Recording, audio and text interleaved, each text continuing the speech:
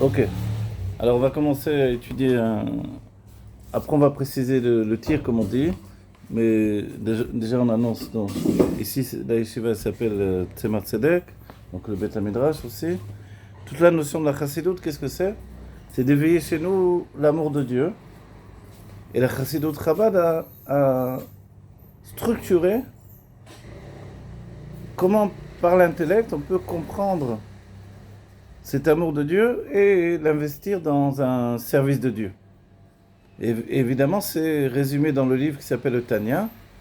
Donc vous avez certainement étudié. Et le Tanya, lui, c'est pas juste un livre qu'on étudie et après on a notre vie à côté. Non, le Tanya, hein, c'est la vie en fait. Il rentre dans notre vie et il nous donne de comprendre que notre vie, elle est là pour Dieu. Si bien que la vie du juif, c'est Dieu lui-même parce que en réalité, non milevado. Il n'y a rien d'autre que Dieu. Comme il n'y a rien d'autre que Dieu, alors la rencontre avec Dieu elle se fait à chaque instant. À chaque instant, c'est-à-dire que tout est là pour que l'on reconnaisse Dieu dans le monde. Alors c'est pas évident, on va dire, parce que le monde, il affiche un autre visage que Dieu. Il affiche un visage qui n'est pas toujours souriant, qui n'est pas toujours agréable, etc. Il y a des choses difficiles. Mais l'idée même de la chassidoute, c'est que nous, on doit vivre dans un niveau d'éveil de la présence de Dieu tellement forte que dans toutes les circonstances, on reste attaché à Dieu. Et notre souci principal, c'est de se dire comment je peux devenir encore un meilleur serviteur de Dieu.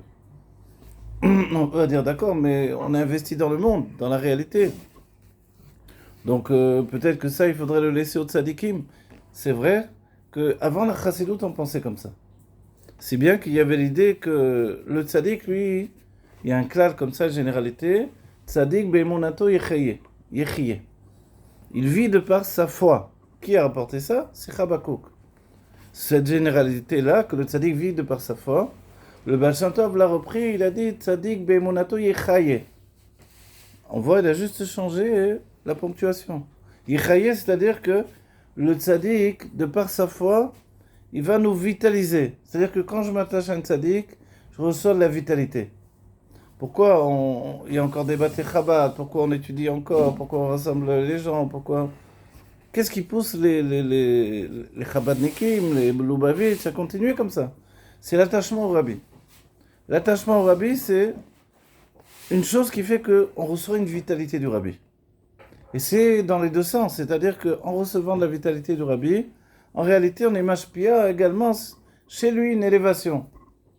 Vous vous rappelez quand il y a eu la faute du veau d'or, qu'est-ce que Dieu a dit à Moshe? Raide, descends. Et les sages ont expliqué, descends de ton niveau. On dit que Moshe avait atteint le niveau des Nun Sharebina, des 50 portes de la connaissance. Et Dieu lui a dit, descends maintenant. Si ton peuple a fauté, alors tu descends.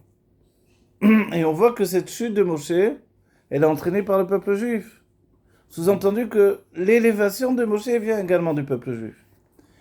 Et ça, en fait, c'est l'idée du Baal Shem Tov. C'est qu'en s'attachant à un tzaddik, qui est de l'ordre d'une âme générale, qui s'appelle le Nassiador, et le Rachid explique qu'est-ce que Nassiador.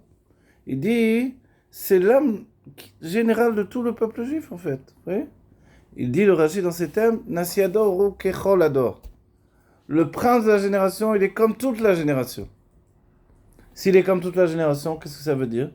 Il y a un passage qui nous dit que Moshe, en fait, lui-même va l'exprimer, il va dire, je suis la tête du peuple juif, et là, il y a 600 000 pieds du peuple. Comment c'est possible de parler comme ça? On va dire, mais si le peuple sont tes pieds, toi tu es la tête, alors vous n'avez rien à voir l'un avec l'autre. Et là, la chassidoute, elle prend cette notion-là et nous dit, mais non, la tête, elle ne peut pas faire les mitzvot. Elle a besoin des pieds pour se déplacer. Qui va aller à la prière? Si je reste chez moi, c'est pas pareil que d'aller à la tfila avec le chazan. Et ainsi de suite, chaque mitzvah que je vais faire, les pieds, ils sont d'une certaine manière attachés, ils fusionnent avec la tête. Donc on ne peut pas les séparer l'un avec l'autre. De cette même manière-là, nous, avec Moshe Rabbeinu, on est reliés.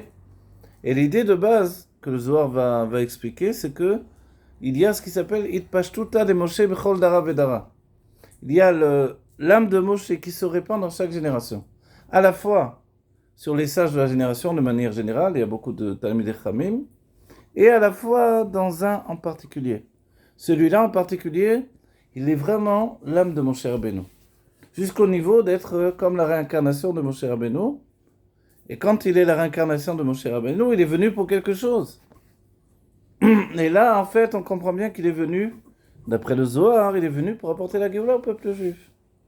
Même si ça passe par des notions qu'on ne comprend pas comment ça fonctionne, mais le Zohar dira même qu'il doit faire le tikkun du Erev Rav, réparer le Erev Rav. Comme nous, on n'est pas spécialiste de savoir qui est Erev Rav, surtout dans notre génération, où il y a cette idée-là qu'il y a des Tinok Shenishba. Vous connaissez le Tinok Shenishba? C'est un enfant, il y a un exemple type de tout ça. C'est un enfant, par exemple en Russie, il y avait une période où les Russes prenaient les enfants d'Israël de leur maison à l'âge de 5 ans et les gardaient à l'armée et les libéraient seulement à l'âge de 40 ans. C'est-à-dire que quand ce juif-là il était libéré, il n'y avait plus rien d'un juif. C'était un goy en tout, quoi. Il connaissait rien du judaïsme, il ne savait pas lire en hébreu. Il avait tout perdu. Même le peu qu'il avait appris dans sa petite enfance, ça avait disparu. Mais quand il avait un cœur sincère de vouloir revenir à la Torah et les mitzvot, alors comment il devait faire? Alors, cet exemple-là, il signifie que dans notre génération, il y a beaucoup de juifs qui ont été pris comme ça dans le monde des goïms. Et après, un jour, quand ils veulent faire tchouva, c'est pas évident de revenir. Mais ces juifs-là, nous, on peut les confondre avec le Erev Rav. De dire, tiens, lui c'est le Erev Rav, lui est rentré dans la politique, lui comme ça, lui comme ça. Mais Erev Rav, on entend Rav, c'est peut-être un Rav qui est Erev Rav, vous comprenez? Donc c'est pas aussi facile, c'est pas un monde blanc ou noir. Les gentils, les méchants, ça c'est dans les films de cow-boy. Mais on sait bien avec l'expérience, avec un peu plus de recul, que les Américains, ou les Européens plus précisément, ça n'existait pas les Américains, les Européens sont venus, ils ont massacré les Indiens pour prendre leur terre. Vous voyez? Donc du coup, les anciens films de cow-boy, on peut les jeter à la poubelle. Sous-entendu que le monde, il n'est pas tel qu'on nous laisse croire tout le temps. Il y a quelque chose de plus profond. C'est-à-dire qu'un juif, la conclusion de ce que je dis, c'est qu'un juif n'est jamais séparé de Dieu. Et que le judaïsme, à la base, c'est pas une religion. C'est être juif. Être juif, c'est où tu es né d'une mère juive, ou tu es passé devant un tribunal de 3 dayanim orthodoxes, 3 juges orthodoxes, et voilà, tu es juif. Mais autrement, le juif, qu'est-ce que c'est? Il est religieux par religieux. La religion, c'est l'expression de l'âme dans Torah et Mitzvot. Alors, par rapport aux autres religions, on parle de religion, mais non, en vérité. Vous voyez, c'est pour ça qu'on ne fait jamais de différence. Un juif, c'est un juif. Qu'il soit à Katmandou, qu'il soit, j'en sais rien, au Maroc, qu'il soit en Israël, en fait, c'est un fils de Dieu. Et comme il est un fils de Dieu, il a cette notion de fusion avec Dieu qui est sans aucune condition. Et les sages nous ont donné un exemple. Ils nous ont dit, s'il y a 9 sadikim et qu'il manque quelqu'un pour accomplir la mitzvah de faire la tfila, il faut aller chercher maintenant un juif, mais il n'y a qu'un juif qui lui est ignorant total. On le fait rentrer, grâce à lui, les 9 sadikim vont pouvoir prier. Dans ce cas-là, il est équivalent aux 9 sadikim. Oui, c'est vrai. C'est-à-dire que le rabbi nous donne un secret sur ça, il nous dit que dans le peuple juif, la quantité, ça fait la qualité. C'est pas évident cette notion-là. Vous vous rendez compte? Quand on est 3, on peut faire zimoun. Quand on est 10, on peut faire zimoun, on peut prier. La notion de 10, maintenant, on dit, mais d'où ça vient ce 10-là? On dit, les 10, c'est les 10 sphirotes. C'est quoi des sphirotes? C'est des structures qui dévoilent Dieu dans les mondes divins. On dit, bon, mais c'est là-haut, ça n'a rien à voir avec notre vie. On dit, non, non, non, non. La Chassidut, elle vient nous dire non. Comme le Or HaChaim HaKadosh qui a précédé la Chassidut, qui avait commencé déjà à enseigner des notions qu'on retrouve dans la Chassidut. Le Baal Shem Tov voulait sortir un livre de Chassidut sur la paracha. Il a vu que l'Or HaChaim HaKadosh avait sorti son livre, il a dit, c'est plus la peine. Il a fait déjà le travail. Donc, la Chassidut s'est dévoilée au Maroc. Après en Eretz Israël, quand il a continué à enseigner en Eretz Israël. Donc vous voyez, et cette notion-là, elle est liée à ce qui s'appelle le Nassiador, le prince de la génération. Et le Baal Shem Tov nous a dit que le prince de la génération avant lui, c'était l'Or HaChaim HaKadosh. Et que s'ils s'étaient rencontrés, alors ensemble ils auraient pu faire venir la Géoula. Aujourd'hui, ce qui est extraordinaire, c'est que le Rabbi a dit chacun d'entre nous peut faire venir la Géoula. Parce que les tzadikim ont tellement travaillé, les Juifs ont tellement donné leur vie pour Dieu, que ça y est, on est à proximité. le Rabbi utilise un terme al-saf ha-geoula. Vous voyez, c'est comme au bord de la Géoula. Vous êtes au bord de la mer, encore un pas, ça y est, on est dans la Géoula. Vous voyez, c'est comme il y a certains pays, vous passez une douane, il suffit de faire 10 mètres, vous êtes dans un autre pays en réalité. Vous voyez, vous passez de la France à l'Italie, de l'Italie à l'Allemagne, je ne sais pas. Ici, c'est passer de l'exil à la Géoula. Après, le Rabbi nous rattrape et nous dit attends, ne crois pas que l'exil, il est étranger à la Géoula. En réalité, qu'est-ce que c'est l'exil? C'est un système qui va donner naissance à la Géoula. Et le Rabbi nous dit, de ce fait-là, si on regarde bien, il y a dans l'exil quelque chose de très très grand. Peut-être même supérieur à la Géoula. Pourquoi? Parce que c'est lui qui enfante la Géoula. Vous vous rendez compte? On va dire, oui, mais dans l'exil, il n'y a pas le Beth Amikdash. Comment on peut expliquer ça? C'est vrai, ça c'est vrai. Mais il n'empêche que tout ce système qu'on est en train de vivre, c'est une structure qui va nous donner d'arriver dans la Géoula. Pas on vient, on rentre, après on va rentrer dans un autre exil. Non, c'est terminé. Et c'est pour ça que c'est tellement long. Parce qu'on achète vraiment la Géoula Métit Vachlema, complète et véritable. Il y a eu d'autres Géoulotes, d'autres niveaux où on a été libérés.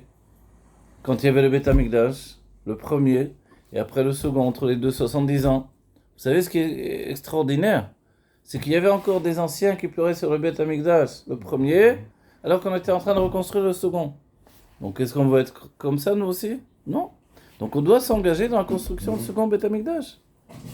Et le Rabbi a crié, il a dit, mais mais un seul jour où le Beth Amikdash n'est pas reconstruit, c'est comme s'il venait d'être détruit.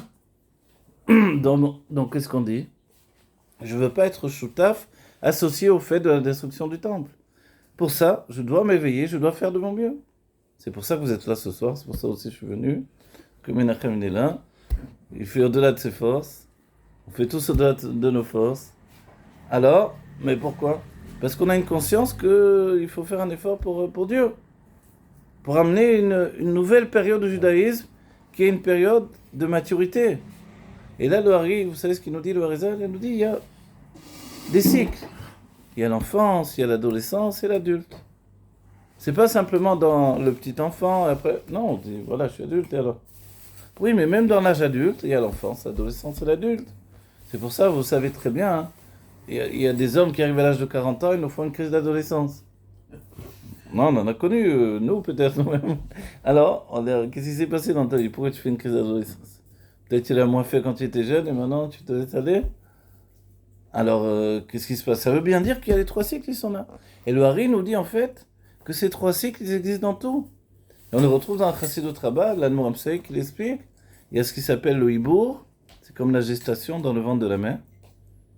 Et là, la gestation, c'est assez curieux parce que le Rabbi le fait remarquer ce point-là. Moi-même, avec mon petit esprit, je m'étais dit, mais quand même c'est bizarre parce que on dit que quand on sort du ventre de la mère, on est dans la Géoula, quoi. D'ailleurs, on dit pour la femme une bonne délivrance pour la femme qui va accoucher. Maintenant, l'enfant dans le ventre de la mère, il étudiait toute la Torah, il voyait d'un bout du monde à l'autre, il se rappelait de toutes ses vies passées. Il y avait un ange qui lui enseignait la Torah, c'est pas rien. On va dire, alors, et quand il sort du ventre de la mère, il commence à oublier tout, etc. On va dire, alors ça a l'air le contraire, non? En fait, nous-mêmes, on peut penser que la situation où on se trouve, du moment qu'on est protégé, là, on est bien. Mais en fait, on est en gestation. Venir à la vie, venir à l'existence, c'est quoi? C'est se confronter avec ce qui va me rendre adulte. Qu'est-ce qui va me rendre adulte? C'est la vie. La vie, les décisions que je vais prendre, le libre arbitre que Dieu m'a transmis. Et ce libre arbitre que Dieu m'a transmis, c'est un cadeau magnifique. C'est vrai que je peux dire, oui, mais puisque Dieu il sait tout ce qui va se passer, comment j'ai un libre arbitre? Comment ça fonctionne? Oui, mais Dieu, il est dans un autre cycle de vie. C'est vrai qu'il est toute chose. Mais il m'a donné de vivre à mon niveau à moi. Et ce niveau de vie où je me trouve, c'est quelque chose de merveilleux. Parce que je peux toujours choisir d'aller vers le bien. Donc, je peux tout transformer tout le temps. Donc, premier cycle, c'est ce qui s'appelle le hibou, la gestation, comme dans le ventre de la mère. Là, on commence un cours, c'est nouveau. On est en gestation. Après, on dit, il y a la yenika. C'est comme l'enfant qui boit le lait de sa mère. La yenika, on rend des informations. C'est pour ça que l'enfant, on lui donne d'apprendre. Et nous aussi, on ne connaît pas un sujet, on va apprendre un métier. Au début, on ne connaît rien, on est apprenti. Petit à petit, on rend des informations. Dernier stade, on devient adulte. On appelle ça les mochines en hébreu. Les mochines, c'est le cerveau. Et le cerveau, il a 3 parties. Chokhma à droite, Bina à gauche et le Da'at au milieu. Et ces 3 parties du cerveau, finalement, ce ne sont pas 3 parties qui sont étrangères en fait. Ce sont 3 parties qui peuvent s'unifier dans quelque chose qui les dépasse. Parce qu'on va dire, mais la Chokhma, le Rabbi Rayatz par exemple, vous connaissez le Rabbi Rayatz, c'est le Rabbi qui a précédé, le Rabbi précédent, il nous dit que le cerveau du côté droit, il est froid et humide. S'il est froid et humide, il dévoile une nature particulière et on dit que c'est la nature de l'homme. Le côté gauche du cerveau, il est chaud et sec. Et on dit que ça, c'est la nature de la femme. Le troisième cerveau, lui, il est tempéré. Oui, comme on dit la Méditerranée. C'est pas la Russie, c'est pas le Mexique, c'est c'est entre les deux. C'est cette situation où, voilà, il y a un équilibre. Comme un équilibre des forces. Vous voyez? Et ça s'appelle le Da'at. Et le secret du Da'at, les sages nous ont dit, on le retrouve expliqué dans le Chassidut, ça s'appelle la Hitkashrut. Vous savez c'est quoi ce terme Hitkashrut? C'est s'attacher fortement à Dieu. Voilà. Et les mochines, finalement, l'intellect, c'est surtout qu'on parvienne à ça, ce qui s'appelle la Hitkashrut. S'attacher. S'attacher à Dieu. Et comme on a dit, s'attacher à un tzaddik qui va me vitaliser. Vous savez, Baba Saleh, il se demandait, mais pourquoi les gens viennent me trouver? Oui, il était tellement attaché à Dieu, lui, dans une simplicité absolue. Pourtant, c'était un grand sage, c'était un dayan, même dans la Halacha, en plus qu'il était un grand Mekoubal, qui connaissait les livres de Kabbalah. Mais le fait qu'il fasse des miracles, que les gens venaient le voir, il faisait la queue, juste parce qu'il savait que tout était possible par la bracha de Baba Saleh. Mais lui, sa sensation, il disait, mais je ne sais pas pourquoi les gens viennent me voir. Ils peuvent prier Dieu directement, ils n'ont pas besoin de moi. Vous voyez? Et ça, cette notion-là, c'est vraiment que le tzaddik qui est tellement attaché à Dieu, qu'il ne se sent pas vraiment exister comme quelqu'un d'important. Lui, il se sent peut-être même insignifiant. Et ça, c'est quelque chose qui fait qu'on est protégé de l'orgueil. La pire des choses qui peut nous atteindre, c'est l'orgueil. On dit que le Baal Shem Tov, le dernier jour de sa vie, alors que son âme est montée dans les mondes divins, il était accueilli au Gan Eden. Bon, bien sûr, les tzadikim, ils sont toujours vivants, ils sont éternels. Mais ils ont aussi le fait de monter au Gan Eden là-haut, le jardin des délices. Et là-bas, je pouvais arrêter, ça fait... Et là-bas, alors, tout le monde l'a accueilli avec un grand kavod. Et il y a le Satan qui est arrivé. Et le Satan, il a dit, bravo, oh là là, quel accueil on t'a fait, oh là là. Et là, il a compris que le Satan, il venait pour lui donner la dernière épreuve. L'épreuve de l'orgueil, même à ce moment-là. Et on dit qu'il a laissé, en fait, un enseignement à ses élèves, de savoir que celui qui allait le continuer, c'est quelqu'un qui leur dirait, en fait, l'orgueil, on ne peut pas se protéger de ça, même au dernier moment. Celui qui serait capable de leur dire ça, au lieu de leur donner une solution, de leur dire non, personne ne peut se protéger de l'orgueil, même au dernier moment. Et la Chassidut nous dira que avant, on parlait du fait que les sages, ils devaient avoir une shminit shema shminit, c'est-à-dire un petit peu, un rien du tout d'orgueil pour avoir le kavod de la Torah. Mais on dit non, dans les dernières générations, la Chassidut dit, même ça c'est dangereux. Il ne faut pas avoir d'orgueil du tout. Vous voyez, comme ces rabbanim qui se trouvaient en Algérie, en Tunisie, au Maroc, qui étaient capables de tout faire quand on voit, ils faisaient tout.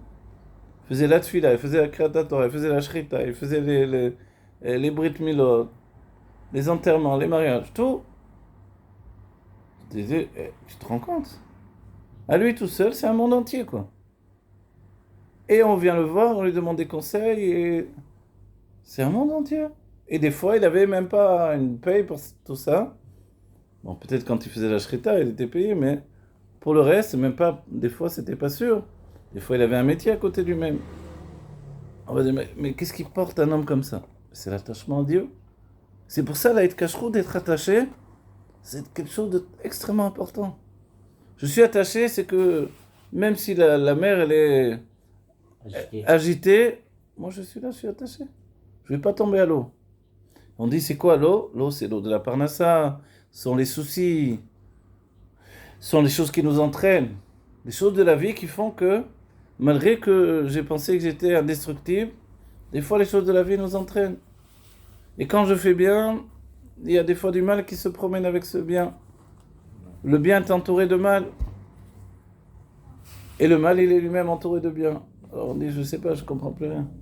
Quand je veux bien faire, voilà comment ça se passe d'un côté. En fait, on comprend que la vie, c'est pas aussi facile que ça. La vie, c'est prendre des décisions, des engagements. Et souvent, vous savez, comme on dit, les personnes vraies, quand ils donnent leur parole, ils tiennent leur parole. On a dit, je viens donner un cours, je viens donner un cours. Je viens étudier, je viens étudier. Vous savez, il y a ces notions-là, si on est au minyan et qu'on est le 10e, on ne peut pas sortir. Et celui qui sort, Chas Shalom, c'est comme s'il recevait des malédictions de tout le monde, en fait. Donc, il est entraîné à rester avec les autres. Et ça s'appelle ça aussi la kashrut, le fait qu'on est tous attachés. On ne peut pas se détacher. Parce que si je m'en vais, il n'y a plus de minyan, il n'y a plus de fila, il n'y a plus rien. Donc, en fait, cette kashrut, on va dire, alors, mais qu'est-ce que ça va avec le cerveau? On dit que dans le cerveau, c'est le 3e cerveau, on a dit qu'il est tempéré, et celui-là, il représente en fait, c'est comme l'enfant, mais c'est aussi comme la connaissance que j'ai accumulée.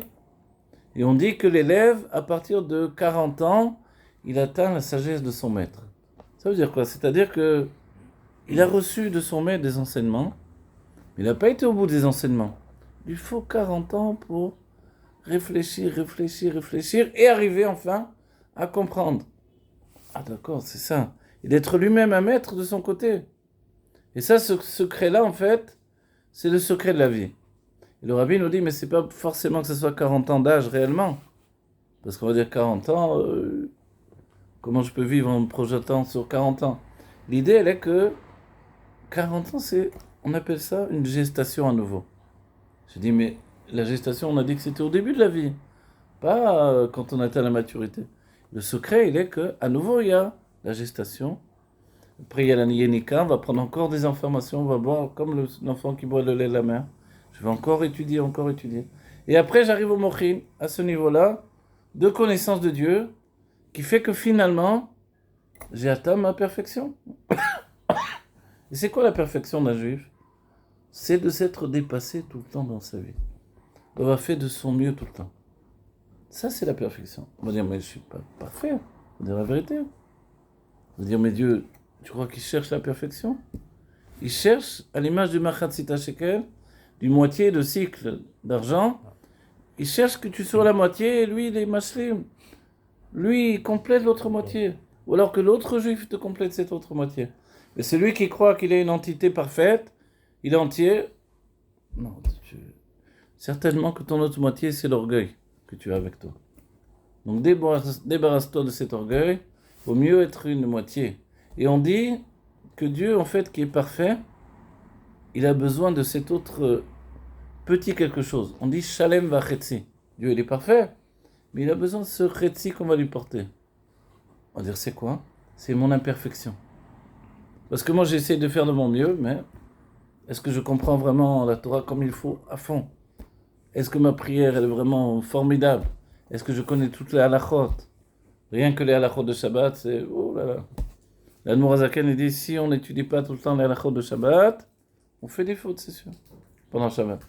Parce que c'est très compliqué.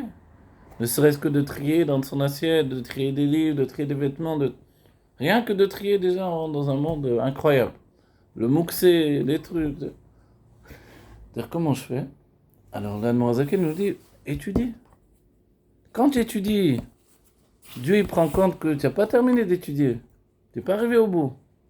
Donc comme tu n'es pas arrivé au bout de ton étude, pour l'instant tu es comme un stagiaire, tu es un apprenti. Dieu ne va pas te juger maintenant comme il juge quelqu'un qui a obtenu son diplôme. Vous voyez? Et c'est comme ça. Finalement, tout ce qu'on fait, c'est ça. On étudie, mais pourquoi faire? Parce qu'on étudie, parce qu'on est juif. Rabbi dit ça. Il y a ces notions d'étudier pour le nom de Dieu, pour sanctifier le nom de Dieu. Mais on dit qu'il y a un niveau supérieur, c'est étudier parce qu'on est juif. Et là, les forces du mal ne peuvent pas nous toucher.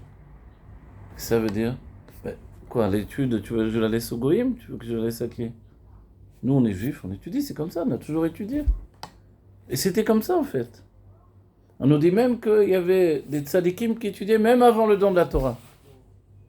Alors, c'était quoi le don de la Torah? C'est l'Aïd Kashrut. Le fait de s'attacher à Dieu. Par le don de la Torah, Dieu s'est attaché à nous. On dit une autre notion, il a attaché l'âme avec le corps. Si bien qu'avant le don de la Torah, quand un juif, il était juif comment? Ça fait que si on était juif avant le don de la Torah, Adam Arishon, c'était une âme que de juifs. Quand il y a eu la faute, il y a eu le mélange des forces du mal qui sont rentrées en lui, et ça a donné une notion de juifs et non-juifs dans le monde. Ça ne veut pas dire que les non-juifs sont mauvais, pas forcément. Mais ça a entraîné maintenant une différence. Et cette différence, ça fait que j'ai pu penser que c'était mieux d'être non-juif que juif. De manger ce que je veux, de vivre ce que je veux. Et le juif, lui, il est toujours dans des restrictions, il est toujours limité. Cette limite, en fait, on peut penser qu'elle nous empêche de vivre, mais non, elle nous fait vivre mieux.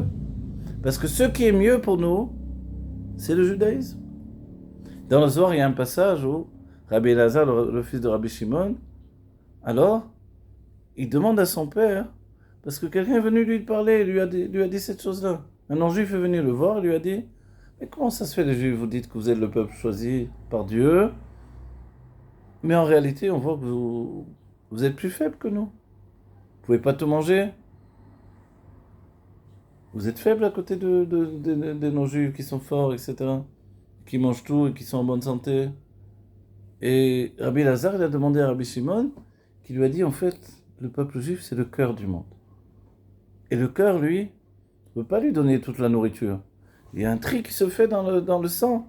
Et seulement ce qui est plus raffiné arrive dans le cœur. Ça c'est comme ça avec le peuple juif. Donc il ne peut pas manger tout ce qui ne s'enfuit pas de l'assiette. Non. Il a des règles strictes. Et dans les règles strictes, il y a la shrita, il y a après l'abdika. Des fois on dit c'est cher, etc., la cacheroute, etc. Mais il y a beaucoup de travail, il y a des équipes entières qui travaillent à ça. C'est pas toujours évident. Mais on peut manger cachère également sans aucun tampon, puisque si je prends des fruits, des légumes, du poisson, déjà je mange cachère. Ça va, tout va bien. Vous voyez, donc c'est faisable. On ne meurt pas de faim. Alors, mais en fait, il y a un engagement d'une vie juive. Cette vie juive fait qu'on est différent des autres. Et cette différence, elle est la qualité qui nous permet d'avancer de niveau en niveau. Et quand on dort la nuit, on monte là-haut, et à chaque fois on nous dit, voilà, ta journée a été comme ça. Ce qu'on voudrait, c'est que demain tu fasses encore mieux. Alors, on dit d'accord, je vais faire encore mieux. Et on dit un autre enseignement, on nous dit que là-haut, on parle aussi de la fin de la vie, mais on n'a pas besoin de parler de la fin de la vie. Si tu veux, il n'y aura pas de fin de vie, on va rentrer dans la Géoula. Là-haut, on étudie ce qu'on a étudié la journée. Là, on étudie ça maintenant. Cette nuit, on monte au Gan Eden. On va réétudier ça avec les tzadikim. Mais si toute la journée, j'ai rien étudié, et que j'ai fait que lire le journal, alors je ne sais pas quoi étudier là-haut. Je suis... on dit comme quelqu'un qui a des yeux qui ne voient pas, des oreilles qui n'entendent pas, une bouche et il ne peut pas parler. On dit, Chas Shalom, c'est comme des idoles. On dit, alors je suis un peu comme ça parce que je me suis tourné vers le monde des non-juifs finalement. C'est pour ça qu'il faut se réveiller. C'est-à-dire, tu es juif, à nouveau, attache-toi à Dieu. Parce que c'est ça ce qui va sauver ton âme. Et l'âme, on en a besoin pour la Géoula, on en a besoin parce que cette âme, sinon elle revient encore dans un nouveau voyage, une nouvelle vie pour réussir à s'attacher à Dieu. Et on dit qu'on revient jusqu'à faire toutes les mitzvot et étudier toute la Torah. Donc aujourd'hui, on sait bien que ça y est, on n'a pas l'infini devant nous. L'infini, ça va être la Géoula. Donc on est après les réincarnations, etc. On va dire alors quoi? Qu'est-ce qu'il y a aujourd'hui? Aujourd'hui, on vient terminer. Terminer le travail de Hit Kashrut avec Dieu. Et c'est pour ça qu'on a besoin de ces tzadikim-là qui nous attachent à Dieu. Et dans la dernière génération, on voit le Rabbi Lobovitch qui s'est inquiété de tous les Juifs. Quand les Israéliens, les jeunes Israéliens, alors, bon là on est en guerre, que Dieu préserve et que ce soit terminé immédiatement, que par la force qu'on a de Pourim et de la guerre contre Amalek, ça y est, ce soit terminé, on en termine avec les forces du mal, avec Amalek d'aujourd'hui. Amalek, on le reconnaît parce qu'il est prêt à se détruire pour détruire le judaïsme. Pour tuer un juif, il se fait exploser, il n'a rien à faire. Cette folie-là, normalement, les peuples, ils ne sont pas comme ça. Ils veulent bien nous tuer, mais pas de là à mourir. Donc ça, c'est Amalek. Il est complètement fou, parce qu'il a une obsession, détruire le juif. Donc aujourd'hui, il n'y a plus forcément le peuple d'Amalek, les peuples ont été mélangés. Mais on le reconnaît. Il est prêt à se faire sauter pour tuer d'autres juifs. Ça, c'est Amalek. C'est le pire qui puisse arriver. Donc, qu'est-ce que dit la Torah ? On a fait l'Haftara avec Shaoul et Shmuel. Il faut les détruire. Pas faire de rien. On les détruit totalement. Maintenant, la difficulté, c'est de définir qui est Amalek et qui n'est pas. C'est ça la difficulté. Et le monde a les yeux braqués sur nous, de dire... Tout ça, c'est pas évident du tout. Et c'est pour ça que cette dernière guerre, elle est plus difficile que les autres. Elle est difficile parce que c'est une guerre où, en plein milieu de la guerre, on a tous les civils. Qu'est-ce que c'est ça, ce travail-là ? C'est encore un travail sur le choix, sur le libre arbitre, qui fait que jamais on a dû travailler comme ça. Et on voit que, vous savez ce qu'on dit ? Il y a la notion où il y a l'âme divine, c'est en haut, et l'âme animale, c'est en bas. On dit, vous voyez, Freud, il écrivait ces choses-là, il disait, on dit en hébreu, al-muda vetat-muda, c'est-à-dire ce qui est l'inconscient et ce qui est en dessous, le subconscient. Le subconscient, c'est comme Subway, c'est en dessous. On voit les forces du mal, elles se cachent en dessous. Dans les tunnels, dans les trous, dans les choses. On voit, c'est clair, là, on le voit de longtemps, on l'a vu. Comment c'est possible une chose pareille ? Parce que c'est ceux qui sont en bas. Et nous, on est en haut en réalité, nous sommes les armées de Dieu. Les armées de Dieu avec des tzadikim, nos soldats sont des tzadikim, qui sont en relation avec Dieu, et c'est pour ça qu'ils font plein de mitzvot. Alors qu'ils ne sont pas obligés quand ils sont en guerre, de faire toutes ces mitzvot, de manger kasher, de faire les prières, etc. Normalement en guerre, on ne fait pas tout ça. Et là, malgré tout, ils font. Donc c'est comme les armées de David. Ce sont des armées qui sont des armées de Dieu, vraiment.